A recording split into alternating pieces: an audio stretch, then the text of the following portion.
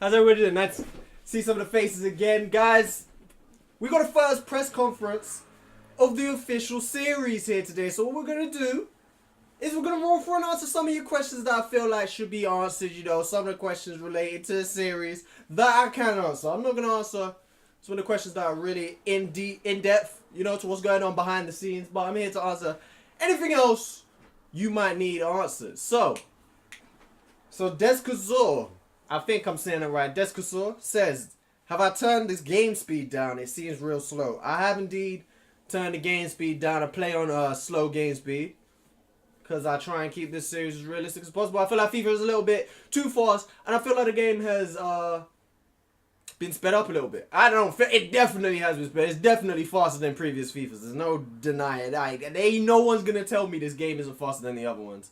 It is. So, but naturally I play on slow game speed anyway. Feels a little bit more realistic, you know, going for that approach. James Dare is requesting that this series revolves around Pierre-Emile Højbjerg.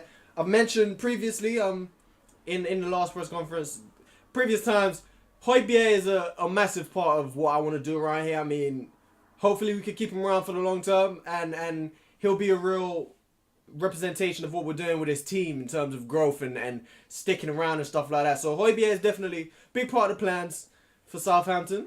Daniel Jimenez wants to know, is McCarthy in the team? Alex McCarthy is, he remains a Southampton player. He's still in the team. What happens with him going forward is largely in McCarthy's hands. He has, obviously, his contract expiring at the end of the year. So we have to have a sit down with Alex and talk about if he's willing to wait his turn. That's all it really comes down to, waiting to get his opportunity, because Fraser Foster's been playing quite well for us this season. So whenever it is Alex McCarthy gets his turn, he's going to have to take it with both hands and show me that he needs to be in this team. But McCarthy is still training with us as usual. You know, nothing changed right there. But we do have to sort out this contract situation sooner rather than later. Mini F2 says start Ings. Ings is in the exact same situation. He has to wait for his chance and grab it with both hands. You know, I've mentioned it before. Danny Ings is behind. I mean, we've had an amazing start to the season, and a lot of that is down to Gabbiadini, Nathan Redmond, Vasquez, and even Charlie Austin at times as well. And we've not got to where we've been by just giving people shots just for the sake of it. You've got to perform if you want to be in this squad. As simple as that. And Mark Stevert, the man, says, are you looking at any youngsters in the future to add to your squad? And of course, in any series, in any team, youth is important. I'm always looking to add youth, always. With this one, more than any other though, Southampton obviously pride themselves on youth. And we're definitely looking at that, even whether it's building up youth to send out and let them play their trade elsewhere, even if they're not going to benefit us. I feel like Southampton, we have a duty to create talent for even the rest of the Premier League, you know, to just grow players to their max potential. So we've definitely got a look at young players. We've seen Ryan Brewster's come in and joined us, a delight with that. And we have a lot of young talent in our ranks as well. You guys will be seeing in the near future, hopefully. But it always remains, you have to be good enough. At the end of the day, it doesn't matter how young you are. I'm not going to play you just because you're young, you know. You have to be good enough to play in our team, and you're going to get your chance. As usual, I've said it so many times, when you get your chance, you're going to have to take it, you know? I don't think there's any more questions. No? Anybody got questions? No? No? Okay. Appreciate you guys for coming through, and we'll be back soon. Appreciate that. Here he is, the man who makes playing football look so easy, and now scoring goals look so easy. He's top of the charts. He's Eden Hazard, and it's live. Welcome back to the chat. I don't know why I started with that high pitch voice. Welcome back to the channel, ladies and gentlemen, bitches. Recording live from the mothership. We're here, Southampton career mode, episode 9, I believe. Not 100% sure. It might be episode 8, but we are here. Hope you guys enjoyed a little press conference we're doing there. Always, if you want to get your questions into the video, you know, I'll answer them in the press conference.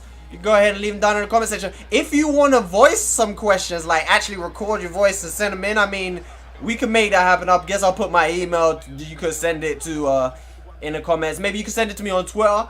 and we'll get them popping. But press conferences, I'll let you know in the comment section when they're coming. But just leave them in the comment section at any time, and I mean, I'll go back and look for them when it's time to do a press conference. But we started in a game against Chelsea, and Nathan Redmond came with an absolutely wonderful volley early on in the game to open up, to attempt to open up the scoring. Couldn't do it right there. Chelsea get a chance, and this time it's Giroud. Dude, you can't even be surprised though. Giroud is always trying shit like that and always looking good when he does it. But I mean, I can't be the only person who's noticed it and feels it. Like the AI just attempts too many overhead kicks and stuff like that. Like it's nice every now and again, but they're doing a little bit too much. Like they're trying a bit too much with it. Into the second half though, and we get a chance, and we are given a penalty right here, and you're actually gonna get a chance to run back and see the replay. I'm gonna let you guys decide. I'm not too sure about this penalty decision. I'm not seeing much in it. You see Romeo rises against his old team, and there's just not enough in that, I don't feel, especially against Victor Moses. Like if anything, you would have given it against the other guy who really there was a lot of contact against. But Gabbiadini on a score drought from the spot, denied by Kepa Arrizabalaga. In the Chelsea goal, the big money man denies Gabbiadini, and he's not going to get it. But soon after, damn, bruh! Miguel Almiron, you saw in the last episode, he was searching for his first goal for the club. Denied by the woodwork time and time again. This time it hit the woodwork and still found its way into the back of the net. The Venezuelan Paraguay. I don't know why. Isn't he? He's from Paraguay. I'm pretty sure he's from Paraguay. For some reason, Venezuela popped into my head. The Paraguay international letting rip with the time shot. Barely, I mean, just spinning. David Luiz gave him a little bit too much space, and we know by now that this young man can shoot. This man deserves that goal. He's been on fire for us recently, and he's got a big, beautiful goal to open up his Southampton goal scoring account. Another goal of the season contenders. Nathan Redmond makes his way inside, squares it across. Lucas Vasquez denied by Kepa Arrizabalaga. 69 minutes now gone. Says Fabregas on the ball. Couple step overs. Everyone backing off, and he squares it to Van Ginkel, and it's just goal of the season tournament in this one game. It's just crazy. It's just crazy. Because I was backing off of Fabregas, but I was holding R1 for the longest, trying to get someone to close him down, and no one would close. Look at how long Fabregas has carried the ball. No one closing him down. He squares it to Van Ginkel, and he lets rip. And the former, he held a special place for us on the channel as well with the Leicester career mode. He was part of the original squad that started rising before leaving, I think, to AC Milan. We sold him to. I'm not 100% sure. Van Ginkel was a beast for us in that series. Now he's come back to punish us. On the ball again, Marco Van Ginkel crosses it. And oh my. If I have to call out Vestergaard one more time for a mistake. I didn't even show the replay, but you guys see it. Again, in the same situation, when I need Vestergaard to just get to the ball, he just don't get to it. UEFA forward shortlist. Coutinho, Lewandowski right there, Ronaldo and Neymar all up for it. And we did make our first sale of the series.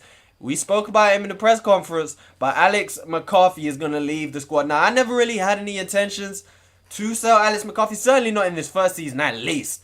I had no intentions. But I was actually looking through my team's contract situations, and I didn't realize his contract was running out at the end of the year.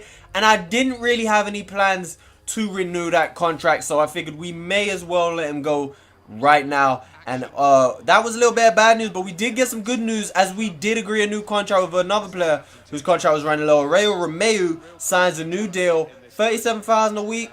He's been underrated for us this season, been brilliant. But now we get an FA Cup fixture. Gunn, Ampadu, Valerie, Target, Reed, all coming into the squad. Danny Ings gets his first start of the season up front alongside Gabbiadini. We switched it up. I was going to switch it up probably a little bit more than this. However, I figured we've been on such a poor run of games now. That's 4 games without a win. 4 straight defeats in this series. I think this is the perfect opportunity to get ourselves a little bit of just get ourselves back on winning form. You see Barry Bannon, Hooper, Forestieri, some of the players in Sheffield Wednesday squad that we know we're going to have to look out for. But like I said, I had to at least play some of our stronger players especially Gabbiadini, who's been on a run of games without a goal. And this will be a great game for him to get himself on the score sheet. And we missed a penalty in the last match. We get ourselves another one in this game. First FA Cup fixture of the season. And Palmer takes down Yenisey, who gets himself a start as well. Yenisey been on some brilliant form for us so far this season. Getting down that left-hand side and taken down. Just getting to the ball before Palmer. Nothing more into it than that. Gabbiadini showing some cojones, stepping up to take another one, and he's not gonna miss again. Gabbiadini getting himself on the score sheet, finally breaking that run of games without a goal. You see Southampton players celebrating amongst the fans. We played really well against Chelsea as well, and we just didn't get a result. So that one was a little bit disappointing, especially after taking the lead in that match to concede 2 goals within the last 20 minutes. That one hurt a little bit, so we're coming out trying to take out our anger right here. As Yenisey plays in Gabbiadini, got himself on the score sheet, maybe filling for some more goals. He squares it across to Nathan Redmond, who is denied by the keeper. Redmond, another player who's not going to score sheet for a while. He had a horrible episode in that last one. I don't think I even mentioned it, but he was absolutely horrible. Down, out to the right-hand side. Nathan Redmond pulling it back to Danny Ings, forcing a save out of the keeper right here. Englishman getting his first start of the season, like I did say. Another one who was mentioned in the press conference. He's going to have to take this chance with both hands, because next time Charlie Austin and Gabbiadini go on poor run of games, maybe Danny Ings can get himself up there. But now, ball coming back out. Nice little attempt from Yenisey, I think it is. Trying to kind of whip it into that top corner, but really didn't get enough of anything onto it, whether it's power or curve or anything. But now we get another chance as Danny Ings slides it into Yenisey, and he makes that one count as he's one-on-one with the keeper. You can't expect the man to miss from there. Scores another goal for us. I think that's 3 in his last few games. 3 and maybe, I don't know, I'll put the stat up on the screen most likely. 3 in his last 4 or 5. But we do double our lead right here against Sheffield Wednesday, as we expect, playing at St. Mary's against a lower league opposition in the cup. It is a bit of a rotated squad, as you guys will have seen, but I still felt like, I wouldn't have put the squad out if I didn't feel like it was good enough to pick up the victory. You know what I mean? Like I've said, I don't value any tournament more than any other one. Like, they're all tournaments, they're all chances to win a trophy. But you see right here, Ryan Brewster came off the bench to make his debut for Southampton. He done an outstanding job somehow keeping the ball down the byline. I don't know how that happened. He pulled it back to Danny Ings, who got himself his first goal of the season, and Brewster getting his first assist of the season. So there's some big transfers right there. Manchester City signing Grimaldo, Bayern signing Husey? I can't remember how to say the boy name, bro. Roberto Firmino getting January Player of the Month. Of course, that's a little bit of a mistake. That's the December Player of the Month award, but I guess they're messing out. But second signing, another Liverpool one. Everybody's talking about, are you gonna sell players to Liverpool in this shit? No, but we're definitely gonna take players from Liverpool if we can. I saw this in the comment section. Someone told me to sell Cedric and sign Nathaniel Klein. Now, I'm not necessarily planning on selling Cedric, because I don't think, he's been making some mistakes, but I'm just not the type of guy who's going to do that type of thing and just jump into making signings. But Nathaniel Klein is part of the team. Fullbacks, but I think this player, obviously, has got the potential to be one. Yeah, we always talk about the attacking qualities of fullbacks these days, but what I like about this lad is an out-and-out defender, hard to get past. And there we go. Nathaniel Klein signing for his former side, leaving Liverpool, obviously losing his starting lineup place to Trent Alexander-Arnold in recent times. And it's a chance for him to get back. He's still only 27 years old. He could play a very crucial part for us. And this is how we line up. Fraser Foster in goal. Nathaniel Klein gets his debut at right back. Yoshida Vestergaard and Bertrand, Lamina, Romeo and Højbjerg, the regular midfield three. Followed by the regular front three, Vasquez, Gabbiadini and Nathan Redmond. Captain Ryan Bertrand coming down the left-hand side. He plays it inside to Romeo. Brilliant pass onto Lamina. One more time onto Vasquez. And I hate when the game gives me that animation, because that is not the one you need. I probably should have taken it a little bit closer to goal and just done that typical across the goal, powerful finish. Probably would have worked. But Vasquez is on the ball again. Nice little Cruyff turn. He's going to play it out to Klein. Brilliant ball in from Klein. And how Gabbiadini has messed that one up.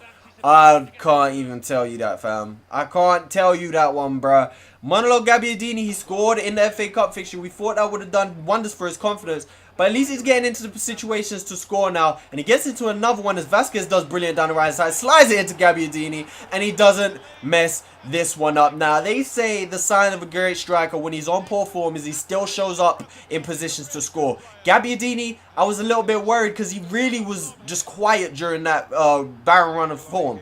He really wasn't showing up in positions like this. It's not that he was missing chances. He just wasn't getting in the position to get chances. But already in this game, 2 huge chances. Missed the first one, but like I said, I'm not mad because he got himself in position to get it. And he gets himself another goal in this episode. Pierre-Emile Højbjerg now on the ball. He's going to play it out wide left to Ryan Bertrand. He's got a lot of options with him, the left back. Puts it into the box and look at Gabbiadini. He's woke up. The Italian has woke up going for a bicycle kick. I know I said there's too many bicycle kicks, but I actually tried to go for that one. And maybe I should have went for the time finish just to make sure that one goes in. But we didn't. Gabbiadini again finding himself in another brilliant opportunity. In a brilliant position, I guess, for an opportunity. Can't finish that one. But look at him. He's all over the place now. Gabbiadini finds Nathan Redmond. He's got Højbjerg streaking into the box. Højbjerg is found. And Pierre-Emile Højbjerg finds the back of the net. We march on as we double our lead. And you see what it means to the Southampton players. Well on our way to breaking this bad run of form in the Premier League. 4 games without any points in the Premier League for in a row. I mean, 4 of our last games. Let's put it that way. Looks like it's coming to an end now as Højbjerg finds his way into the box. See a little change down there at the bottom. Gabbiadini came off. Charlie Austin came onto the pitch. Great game for Gabbiadini. Created that one as well.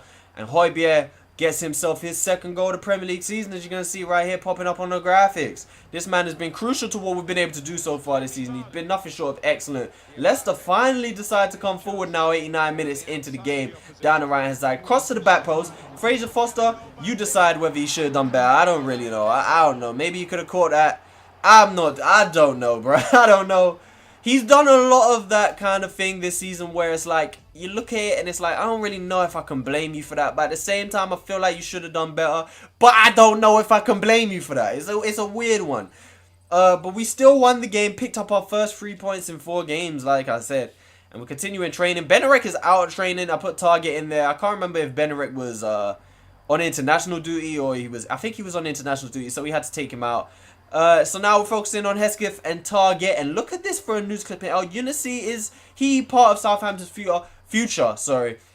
Rumours reporting that he's a little bit unhappy, which I find a little bit weird.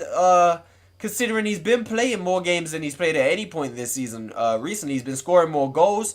He's really started to break into the team a little bit more recently. So I'm wondering, that's a little bit interesting to me. But we lie in 7th place at the end of this episode, and to be honest, I'm going to take that because I'm just happy that we've broken that slide that we was going through. Hopefully we could kick back into it. 22 games into the season, we are past the halfway mark and sitting in 7th place. Listen, if we end it right here, I'm not too upset. I mean, hopefully we could get a Europa League spot, but we're just going to have to wait and see how that one goes. But that's the end of this episode, guys. I hope you enjoyed this, but now I'm out. Peace.